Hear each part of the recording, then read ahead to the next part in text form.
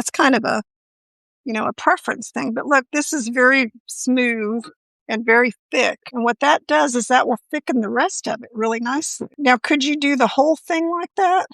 Could you just process the entire batch of soup? Yeah, you could, but I don't really like the way that tastes. I think that leaves some kind of it's just too smooth. And I think when you have little chunks of the mushrooms and the other vegetables in there, that actually makes it better. So I've played around with the soup many times to make different versions of it to get it to where I like it.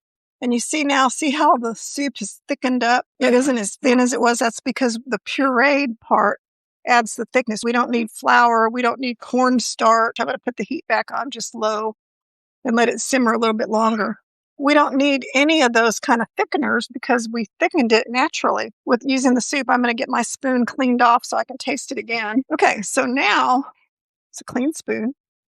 Now let's see how it tastes with the cashews. Blended. Very good. I can taste the nutritional yeast, but it's not overpowering. If you wanted your soup to be a little saltier than mine, you wanted it to have a little kosher salt, go ahead and add it. Like I said, I'm just being really careful with sodium because of blood pressure, health, whatever. The older you get, the more inflammation and issues with your health crop up. So I just want to prevent anything. And so I'm trying to eat as many vegetables, less salt, a lot of beans.